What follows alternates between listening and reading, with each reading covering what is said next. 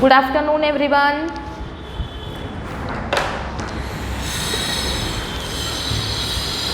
Example घ्यायचं आहे. A potter's wheel is set in to rotation at 100 RPM. Example कितवं आहे बघा. पॉटर्स व्हील असं एक एक्झाम्पल आहे. कितवं एक्झाम्पल आहे बुकमध्ये बघा. Potter's wheel is set in to rotation at 100 RPM. It is in the form of disc of mass 10 kg and radius 0.4 meter. A lump of clay of mass 1.6 kg falls and adheres to the wheel at a distance x from its center. Calculate x if the wheel now rotate at 80 RPM. Okay. Example काय बघा. Potter's wheel is set in to rotation at 100 RPM. Potter म्हणजे काय, जे मातीची भांडी बनवतात की नाही, मडकी वगैरे बनवतात, हां, तर त्या पॉटरचं ते जे व्हील आहे, व्हील ज्याच्यावर ते बनवलं जातं, ते जे व्हील आहे ते कोणत्या फॉर्ममध्ये आहे, डिस्कच्या फॉर्ममध्ये आहे आणि त्याला रोटेशनमध्ये ठेवलं पहिल्यांदा. आणि ते किती स्पीडनं रोटेट होत आहे, तर 100 RPM या स्पीडनं इनिशियली ते रोटेट होत आहे व्हील.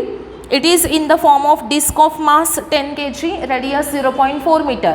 म्हणजे ते जे व्हील आहे ते रोटेट होत आहे, त्याचं मास जे आहे ते आहे 10 kg आणि त्याची रेडियस किती आहे, 0.4 मीटर आहे. A lump of clay of mass 1.6 kg falls and adheres to the wheel at the distance x from its centre. म्हणजे बघा, नीट लक्ष द्यायचं आहे. एक्झाम्पल कसं सॉल्व करायचं हे.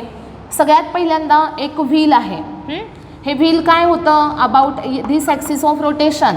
हे व्हील जे आहे हे काय होणार आहे, रोटेट होणार आहे.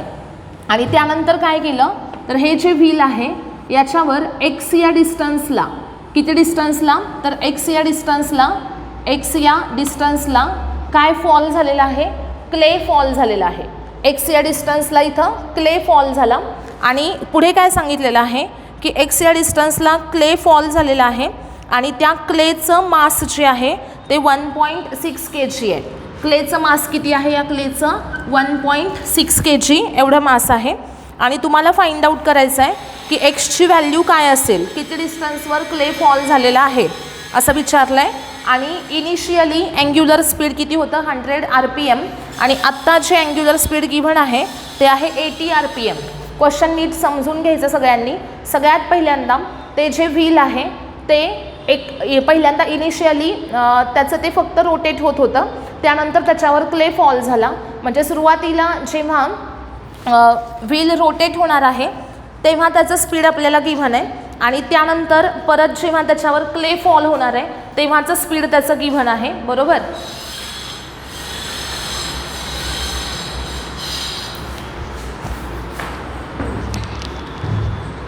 इनिशियली याचं स्पीड आपल्याला गिव्हन आहे आणि याचं पण स्पीड नंतरचं गिव्हन आहे. मग याला आपण काय घेऊ शकतो बघा.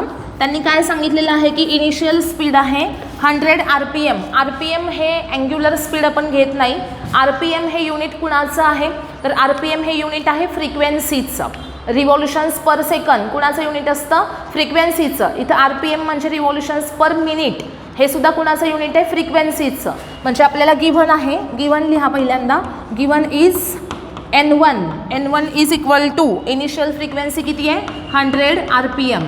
100 RPM जी आहे ती आहे इनिशियल फ्रिक्वेन्सी. त्यानंतर जेव्हा त्याच्यावर क्ले फॉल होतो तेव्हाची त्याची फ्रिक्वेन्सी असेल सपोज N2 आणि त्याची व्हॅल्यू गिव्हन आहे 80 RPM. ओके, किती फ्रिक्वेन्सी आहे नंतरची, 80 RPM एवढी आहे. त्यानंतर ही जी डिस्क आहे या डिस्कचं मास कॅपिटल M आहे सपोज आणि ते किती आहे तर 10 kg आहे. त्यानंतर डिस्कची रेडियस R आहे आणि त्याची व्हॅल्यू आहे 0.4 मीटर. त्यानंतर इथं जे मास फॉल झालं क्लेचं जे मास फॉल झालेलं आहे ते सपोज आपण स्मॉल m जर घेतलं तर ते मास किती आहे बघा, 1.6 kg. किती आहे मास, 1.6 kg. एवढा डेटा आपल्याकडे गिव्हन आहे.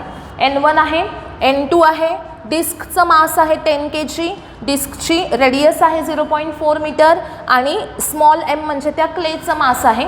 एवढा डेटा जर आपल्याकडे असेल तर आता आपल्याला फाइंड आउट काय करायचं आहे, तर x हे डिस्टन्स फाइंड आउट करायचं आहे. तर या केसमध्ये law of conservation of linear momentum जर आपण अप्लाय केला तर फॉर्म्युला काय येणार आहे, तर I1 omega 1 is equal to I2 omega 2.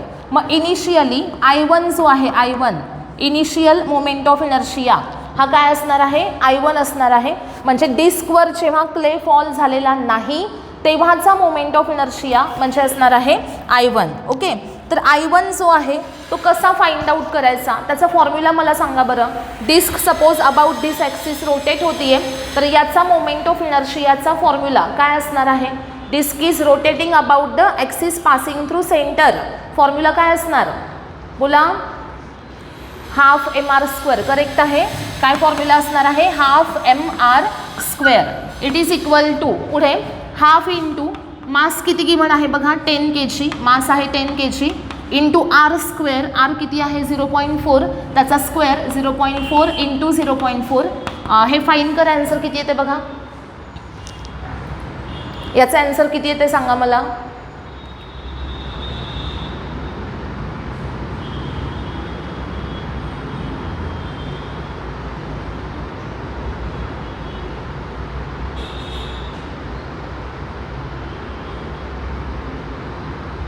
किती येत आहे 0.8. करेक्ट आहे मृणाल. पूर्वा करेक्ट आहे. प्राची, श्रुती करेक्ट आहे. बघा इथं किती येणार 0.8. I1 किती मिळाला आपल्याला 0.8 kg मीटर स्क्वेअर. म्हणजे जेव्हा डिस्क रोटेट होत होती तेव्हा तिचा मोमेंट ऑफ इनर्शिया काय होता, तर 0.8 kg मीटर स्क्वेअर. त्यानंतर जेव्हा क्ले फॉल होणार आहे तेव्हाचा मोमेंट ऑफ इनर्शिया जर आपल्याला काढायचा असेल तर तो असणार आहे I2. क्ले फॉल झाल्यानंतर मोमेंट ऑफ इनर्शिया काय असणार आहे, I2 असणार आहे. मग या केसमध्ये हा मोमेंट ऑफ इनर्शिया आपण कसा काढणार. आता जेव्हा लक्षात ठेवा क्ले वगैरे जेव्हा फॉल होतो तेव्हा काय करायचं, तर डिस्कचा जो मोमेंट ऑफ इनर्शिया होता अबाउट सेंटर तो येणारच आहे इथं, आणि प्लस तो जो क्ले इथं फॉल झाला त्याचा मास स्मॉल m आहे. मग आता बघा सपोज एखादी आपण डिस्क घेतली आणि त्या डिस्कवर सपोज एखाद्या पॉईंटला इथं मास अटॅच आहे तर त्याचा जर मोमेंट ऑफ इनर्शिया तुम्हाला काढायचा आहे तर बघा हे टोटल मास स्मॉल m हे एका पॉईंटला सिच्युएटेड आहे. ॲक्सिस ऑफ रोटेशनपासून लांब बाहेर आउटसाईडला एक स्मॉल m हे मास सिच्युएटेड आहे आणि ते किती डिस्टन्सवर सिच्युएट झालेलं आहे, x या डिस्टन्सवर. जेव्हा बॉडीचं टोटल मास हे ॲक्सिस ऑफ रोटेशनच्या अवे आहे त्या केसमध्ये मोमेंट ऑफ इनर्शियाचा फॉर्म्युला आपण काय घेतो सांगा बरं मला. स्टोन आहे, स्ट्रिंगला कनेक्ट केला, स्ट्रिंग व्हिरल केली, मोमेंट ऑफ इनर्शिया आपण कसा काढतो या केसमध्ये. फॉर्म्युला काय असतो सांगा बरं. टोटल मास बाहेर आहे ॲक्सिसपासून, अरे mk². करेक्ट आहे प्राची. आन्सर काय असणार आहे mk². बघा hole mass of the body is situated outside the body. Okay, it is rotating about the axis of rotation which is outside the body. मग इथे सुद्धा सेम तेच झालं ना. म्हणजे हा जो क्ले आहे ज्याचं मास स्मॉल m आहे हा या ॲक्सिस ऑफ रोटेशनपासून इथून काय पास होतो, ॲक्सिस पास होतो. या ॲक्सिस ऑफ रोटेशनपासून हे जे स्मॉल m मास आहे हे स्मॉल m मास पूर्णपणे आउटसाईडला आहे. मग त्याचा मोमेंट ऑफ इनर्शिया आपण कसा काढणार, तर mk² या फॉर्म्युल्याचा यूज करून आपण त्याचा मोमेंट ऑफ इनर्शिया काढणार आहोत. आता इनिशियली फक्त डिस्क होती आणि म्हणून आपण मोमेंट ऑफ इनर्शिया कसा घेतला, तर हाफ mr² घेतला. आणि आता डिस्क पण आहे आणि प्लस ते मास त्याच्यावर ॲड झालं आणि म्हणून इथे दोघांचा मोमेंट ऑफ इनर्शिया येणार. एक असणार आहे पहिला तो म्हणजे असणार डिस्कचा आणि सेकंड असणार कोणाचा मोमेंट ऑफ इनर्शिया, तर त्या पॉईंट मासचा. ओके, म्हणजे इथे तुम्ही टोटल मोमेंट ऑफ इनर्शिया कसा लिहाल, तर हाफ mr² आणि प्लस mk². आता सगळ्यात महत्त्वाचं इथे मी हाफ mr² जो लिहिला आहे याच्यामध्ये असणारा कॅपिटल M हा डिस्कचा मास आहे आणि इथे जो मी mk² मध्ये स्मॉल m लिहिला आहे तो स्मॉल m म्हणजे त्या क्लेचं मास आहे. स्मॉल m कुणाचं मास आहे, क्लेचं मास आहे. ओके, मग पुढे काय येईल बघा, हाफ mr² ही व्हॅल्यू आपण डिराईव्ह केलेली आहे. किती आहे ती 0.8 आहे. आणि प्लस एम के स्क्वेअर घ्यायचं आहे. स्मॉल एम किती आहे बघा 1.6 आणि के म्हणजे असणार एक्स आणि एक्सचा येणार स्क्वेअर. मग I2 इज इक्वल टू काय असणार तर 0.8 plus 1.6 into x square. Okay, आता हे झाला moment of inertia after falling of clay fall झाल्यानंतर मोमेंट ऑफ इनर्शिया I2 असेल. क्ले फॉल व्हायच्या आधी मोमेंट ऑफ इनर्शिया I1 असणार आहे. आणि पुढे घ्यायचं आहे according to law of conservation of linear momentum. According to law of conservation of linear momentum, according to law of conservation of linear momentum आपण काय लिहू शकतो I1 omega 1 is equal to I2 omega 2. बरोबर. According to law of conservation of linear momentum काय लिहू शकतो आपण I1 omega 1 is equal to I2 omega 2. आता I1 इंटू ओमेगा जो आहे ओमेगा, त्यातला ओमेगाच्या व्हॅल्यूज आपल्याला माहीत नाही आहेत. आपल्याकडे जो डेटा आहे गिव्हन डेटा त्याच्यामध्ये N1 आणि N2 आपल्याला माहिती आहेत. मग ओमेगाला आपल्याला कशामध्ये कन्वर्ट केलं पाहिजे 2πn मध्ये. हां, मग ओमेगा 1ला आपण रिप्लेस कशाने करूयात 2πn1नी आणि ओमेगा 2ला रिप्लेस कशाने करूयात 2πn2नी. ओके, मग I1 इंटू काय येणार 2πn1 is equal to I2 into येणार 2πn2. 2π कॅन्सल झाला. पुढे आला I1 N1 is equal to I2 N2. Okay, आता आपल्याला फाइंड आउट काय करायचं आहे बघा याच्यामध्ये एक्स फाइंड आउट करायचं आहे. तर I1ची व्हॅल्यू पुटअप करा. I1 किती आहे 0.8 आहे.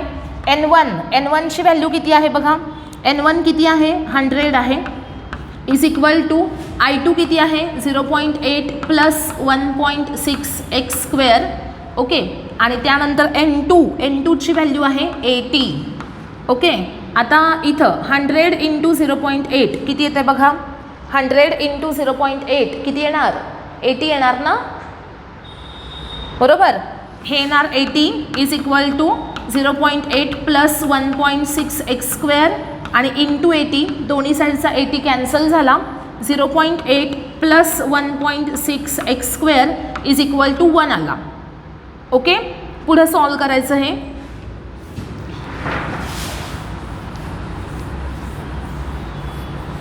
पुढे सॉल्व करा. 1.6 x square is equal to येईल 1 minus 0.8 is equal to 0.2. 1.6 x square equal to 0.2 आहे. X square equal to 0.2 upon 1.6 येईल. मग एक्स स्क्वेअरची व्हॅल्यू किती येणार बघा 1/8 येणार. मग एक्सची व्हॅल्यू असणार आहे 1/√8.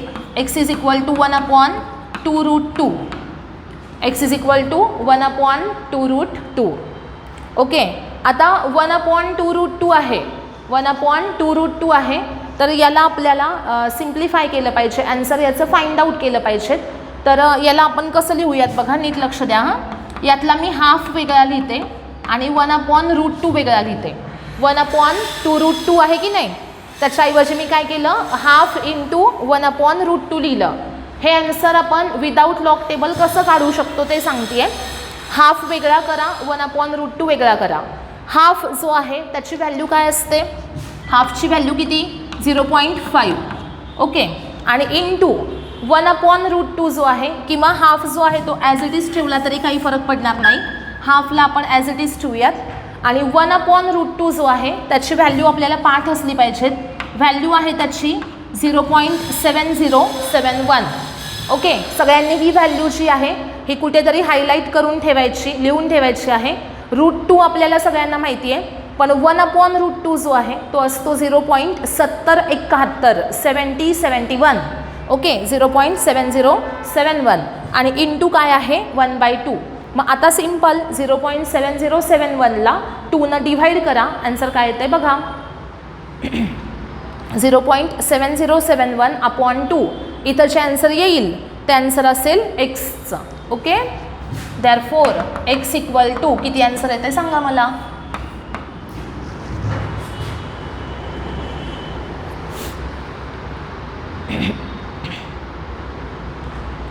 0.35.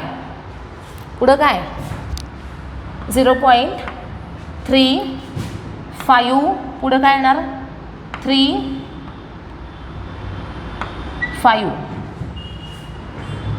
0.3535. ओके.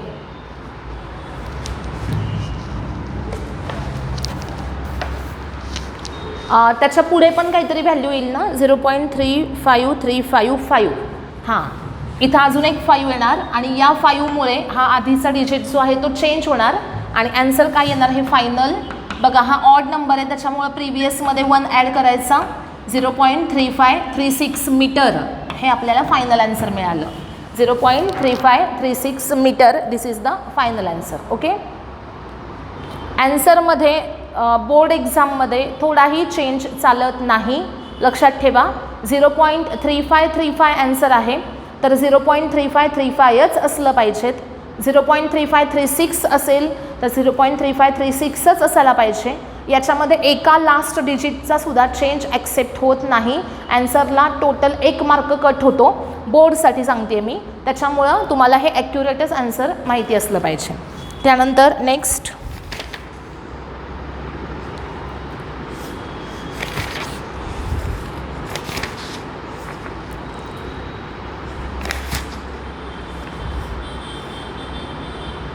घ्या. Starting from rest a body rolls down along incline. कितवं एक्झाम्पल आहे बघा रे हे. एक्झाम्पल नंबर बघा याचा किती आहे.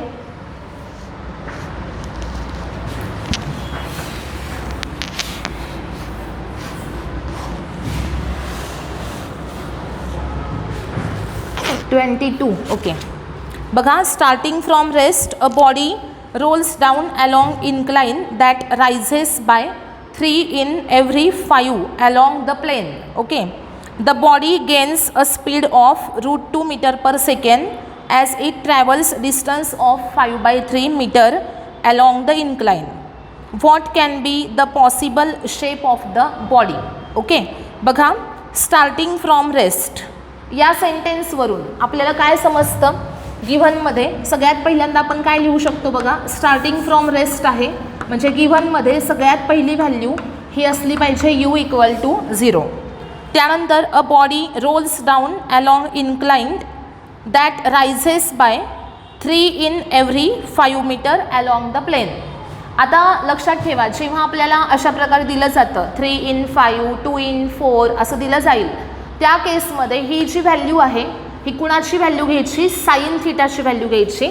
आणि ती कशी रिप्रेझेंट केली जाते तर 3 in 5 म्हणजे रेशो घ्यायचा 3/5. साइन थिटा = काय असणार आहे 3/5. त्यानंतर पुढे the body gains speed of √10 metre per second as it travels distance of 5/3 metre. म्हणजे त्यानं इन्क्लाइन सरफेसवरचे डिस्टन्स ट्रॅव्हल केलं ते L असेल आणि ते आहे 5/3 मीटर. पुढे काय सांगितलं आहे की फायनल व्हेलॉसिटी किती होते तर √10 मीटर पर सेकंड ही असते final velocity. Okay. Given data बघा, यूची व्हॅल्यू 0 आहे, साइन थिटाची व्हॅल्यू 3/5 आहे, L लेंथ इन्क्लाइन प्लेनची लेंथ किती आहे 5/3 मीटर आणि V फायनल व्हेलॉसिटी आहे √10 metre per second. Okay. What can be the possible shape of the body. Okay. आपल्याला काय विचारलेलं आहे तर त्या बॉडीचा शेप काय असेल तो विचारलेला आहे. आता आपल्याला बॉडी कोणती आहे हे जर डिटरमाइन करायचं असेल तर त्या बॉडीची आपल्याला रेडियस ऑफ गायरेशन K माहीत पाहिजे, बरोबर. जर आपल्याला K मिळाला, रेडियस ऑफ गायरेशन मिळाली तर त्या बॉडीचा शेप कोणता आहे ते आपण आयडेंटिफाय करू शकतो. ओके. तर त्यासाठी आपल्याला इथं K पहिल्यांदा डिटरमाइन केली पाहिजे. K फाइंड आउट करण्यासाठी आपल्याला क्वेश्चनमध्ये V गिव्हन आहे V. मग बॉडी काय होती आहे बघा, इन्क्लाइन प्लेन आहे, इन्क्लाइन प्लेन आहे सपोज हा, आणि हे जे डिस्टन्स आहे इन्क्लाइन प्लेनची ही लेंथ आहे आणि हा आहे अँगल ऑफ इन्क्लिनेशन आणि याच्यावरून ही स्पिरिकल बॉडी काय होती आहे रोल डाऊन होती आहे आणि ही जी असणार आहे ही असणार आहे हाईट h. ओके. आता या केसमध्ये जर आपल्याला वेलॉसिटीचा फॉर्म्युला वापरायचा असेल, रोलिंग मोशन झालं ना, इथे इन्क्लाइन प्लेनवर कसलं मोशन आहे रोलिंग मोशन आहे. मग याच्यासाठी V फॉर्म्युला काय असतो √2gh upon 1 + k² upon r². V formula काय आहे √2gh upon 1 + k² upon r². आता या ठिकाणी आपल्याला h माहिती आहे का, नाही माहिती ना, h माहिती आहे का, नाही. एल माहीत आहे आणि साइन थीटा माहिती आहे. तर मग आपण पहिल्यांदा सगळ्यात साइन थीटाचा फॉर्म्युला घेऊयात आणि त्याच्यावरनं एच डिराईव्ह करूयात. Sine theta is equal to काय असणार आहे याच्यामध्ये, तर opposite side upon hypotenuse. Opposite side काय आहे, एच आहे, हायपोटेनस एल आहे, म्हणजे साइन थीटा असणार आहे एच बाय एल. मग एच इज इक्वल टू काय असेल, तर l sine theta. H is equal to असणार आहे एल साइन थीटा. एल जो आहे तो किती आहे बघा, 5/3 आहे. एलची व्हॅल्यू 5/3. साइन थीटा, साइन थीटाची व्हॅल्यू डायरेक्ट गिव्हन आहे, किती आहे ती 3/5 आहे. साइन थीटा आहे 3/5, एल आहे 5/3. म्हणजे एचची व्हॅल्यू किती मिळाली आपल्याला, 1 मीटर. एच किती मिळाली, हाईट 1 मीटर मिळाली. ओके. आता व्हीचा फॉर्म्युला जो आहे तो घ्या, v equal to √2gh upon 1 + k² upon r². आता मी इथे दोन्ही साईडला स्क्वेअर घेते. पहिल्यांदा स्क्वेअर घेतला तर काय येईल, v² equal to 2gh upon 1 + k² upon r². आता व्हीची व्हॅल्यू आहे बघा, व्हीची व्हॅल्यू किती आहे, √10 आहे. त्याचा स्क्वेअर घ्या, √10चा स्क्वेअर आला 10 इज इक्वल टू 2 इंटू जीची व्हॅल्यू आपल्याला किती घ्यायची आहे, जीची व्हॅल्यू 10 घ्या याच्यामध्ये 10, आणि इंटू एच जी आहे हाईट, हाईट किती मिळाली आपल्याला 1 मिळाली 1, आणि divided by 1 + k² upon r². Okay. आता त्यानंतर पुढे काय येईल बघा, हा 10 कॅन्सल झाला, 1 + k² upon r² is equal to 2 असं आन्सर आपल्याला इथे मिळालं. बघा 10 कॅन्सल, 1 + k² अपॉन r², LHSला आणला, इकडे शिल्लक राहिलेला आहे 2 × 1 म्हणजेच 2. मग k² upon r² is equal to 2 - 1 आला, k² upon r² is equal to 1 मिळाला, म्हणजे k is equal to r आहे. k इज इक्वल टू काय आहे, r आहे. k इक्वल टू r असेल, रेडियस ऑफ गायरेशन जर इज इक्वल टू काय असणार आहे, इज इक्वल टू r असेल, तर या केसमध्ये ती बॉडी जी आहे ती कोणती असेल तुम्ही मला सांगा. k ची व्हॅल्यू r कुणासाठी असते, कोणत्या बॉडीसाठी असते, बोला बरं. रिंग, करेक्ट आहे. आता मला सांगा की फक्त रिंगसाठीच, पूर्वा करेक्ट आहे, फक्त रिंगसाठीच के ची व्हॅल्यू r आहे का, नाही. ओके. फक्त रिंगसाठीच आहे का के ची व्हॅल्यू r, नाही. रिंग आणि हॉलो सिलेंडर हे दोन्ही पण सेम असतात ना, बरोबर की नाही. काय असतं, रिंग आणि हॉलो सिलेंडर हे दोन्ही पण आयडेंटिकल असतात, त्यांचा मोमेंट ऑफ इनर्शिया आयडेंटिकल असतो. म्हणजे इथे हा जो ऑब्जेक्ट आहे it will be either ring or hollow cylinder. Okay. Next लाईनला लिहायचं मग की the object will be ring or hollow cylinder. Ring असेल किंवा काय असेल, हॉलो सिलेंडर असेल. ओके. सगळ्यांना समजलं का एक्झाम्पल, हे समजलंय ना व्यवस्थित. ओके.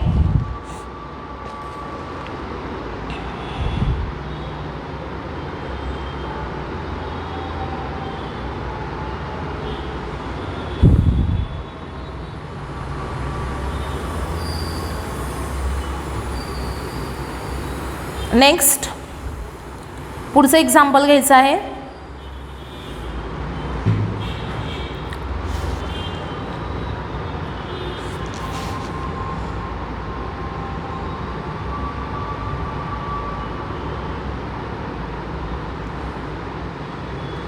एक्झाम्पल मी सांगते ते लिहून घ्यायचं सगळ्यांनी, लिहून घ्या example. A solid sphere of mass 1 kg, a solid sphere of mass 1 kg rolls on a table, rolls on a table with linear speed 2 meter per second. A solid sphere of mass 1 kg rolls on a table with linear speed 2 meter per second. Find its total kinetic energy. Find its total kinetic energy. Solid स्पियरचं mass किती आहे बघा, 1 kg आहे. टेबलवर तो role होतो आणि त्याचं लिनियर स्पीड व्ही किती आहे, 2 metre per second. Total kinetic energy विचारली आहे. सॉलिड स्पियर रोल होतोय म्हणजे त्याची जी एनर्जी काढायची आपल्याला, टोटल कायनेटिक एनर्जी, ती कोणती असली पाहिजे? स्पियर जर रोल होत असेल तर त्याच्याकडे असणारी कायनेटिक एनर्जी कोणती असते? Rolling kinetic energy. सगळ्यात पहिल्यांदा गिव्हन डेटा लिहा. गिव्हनमध्ये सगळ्यात पहिली व्हॅल्यू आहे मास m आहे 1 kg, लिनियर स्पीड v किती आहे 2 मीटर पर सेकंड. त्यानंतर आपल्याला काय काढायची आहे? Kinetic energy of rolling motion. Formula काय असतो त्याचा? Half mv² into bracket 1 + k² upon r².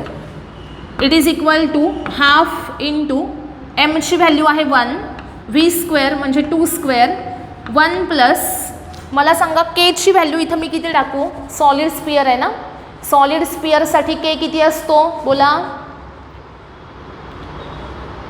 Solid स्पियरसाठी k ची व्हॅल्यू किती टाकायची? 2/5, रूटमध्ये 2/5 r. काय असते व्हॅल्यू? √2/5 r, त्याचा स्क्वेअर अपॉन r². √2/5 r चा स्क्वेअर अपॉन r². पुढे हाफ इंटू 2² किती आला? 4, ब्रॅकेटमध्ये 1 प्लस हा r² कॅन्सल, 2/5 आला इथे, 2 इंटू 7/5 किती आलं बघा आन्सर?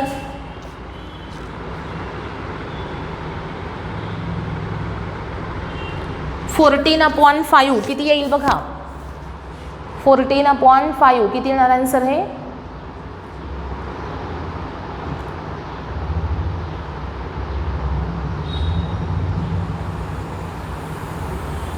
किती येत आहे? 2.5 करेक्ट आहे. आन्सर काय येणार फायनल? 2.5 कायनेटिक एनर्जी आहे. कशामध्ये असेल? जूलमध्ये. Final answer will be 2.5 joule. Okay, next example लिहून घ्या, मी सांगते ते घ्या. चला. A lawn roller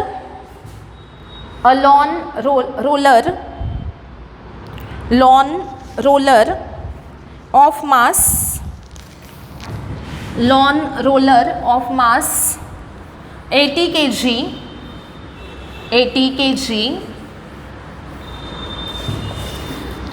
radius 0.3 meter, and moment of inertia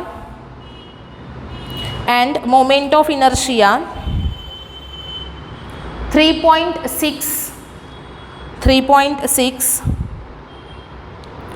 kg meter square, and moment of inertia 3.6 kg meter square is drawn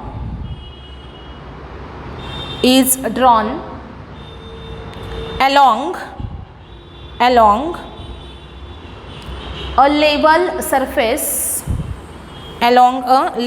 surface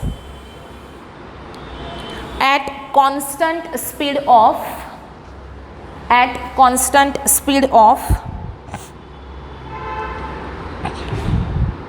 1.8 meter per second.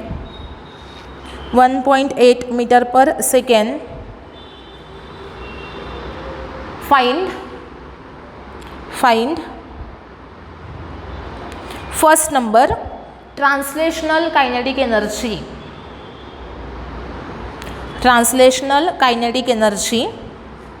second rotational kinetic energy, आणि third total kinetic energy of the roller. Third आहे total kinetic energy of the roller. बघा, पहिल्यांदा सगळ्यात given data लिहा. Given m is equal to किती आहे? 80 kg. Then r radius किती आहे? 0.3 metre. Moment of inertia I given आहे 3.6 kg मीटर स्क्वेअर, आणि v ही वेलॉसिटी गिव्हन आहे 1.8 metre per second. Given data लिहिला की त्याच्यानंतर आपल्याला पटपट मग फॉर्म्युलेसुद्धा आठवतात. गिव्हन डेटानुसार आपल्याला कोणता फॉर्म्युला वापरला पाहिजे हे लक्षात येतं. बघा, सगळ्यात पहिल्यांदा आपल्याला फाइंड आउट करायची काय? Translational kinetic energy. Translational kinetic energy. Formula काय असणार याचा, half mv² is equal to half into एमची व्हॅल्यू किती आहे बघा 80 आणि इंटू v² 1.8 इंटू 1.8 म्हणजे किती येणार आहे 40 इंटू 1.8 इंटू 1.8. बघा फायनल आन्सर काय येतं आहे.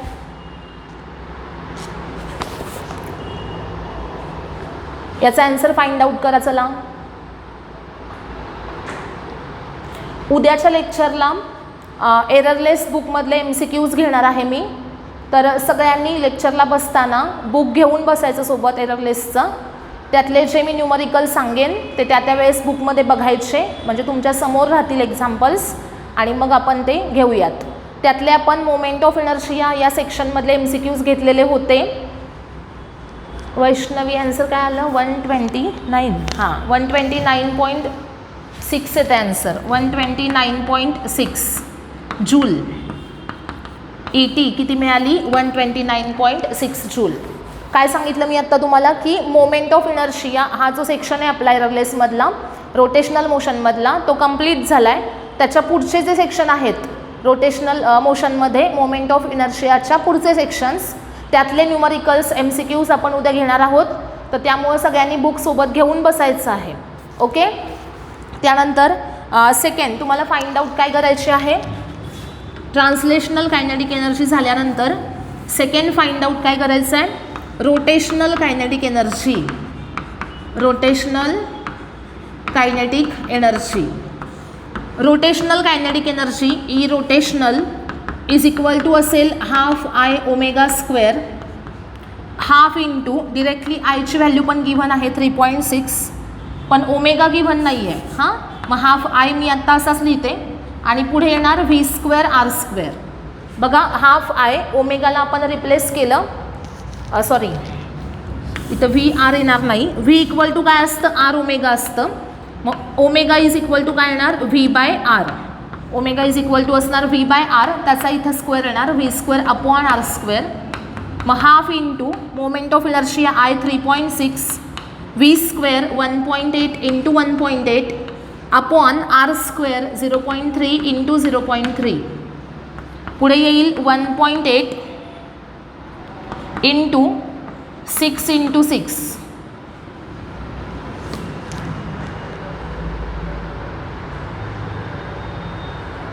काय येतं बघा आन्सर फायनल 1.8 इंटू 36 करा.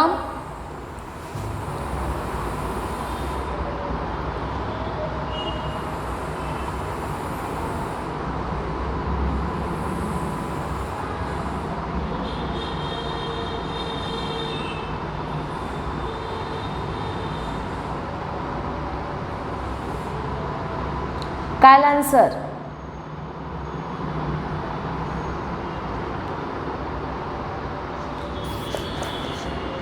64.8 करेक्ट आहे.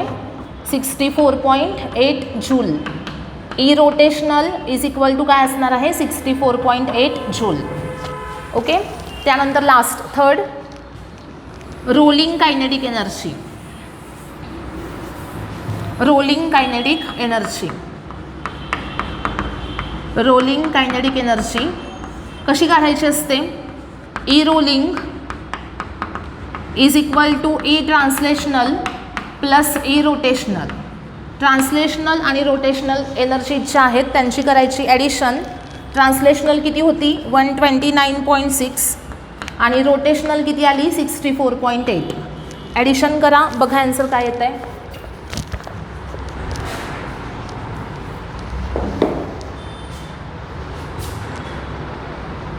194.4 करेक्ट आहे. 194.4 joule. Okay. Rolling kinetic energy आहे 194.4 जूल. इथे आपण आता थांबूयात आणि उद्याच्या लेक्चरला MCQs आपण डिस्कस करणार आहोत. लक्षात ठेवा सगळ्यांनी. हां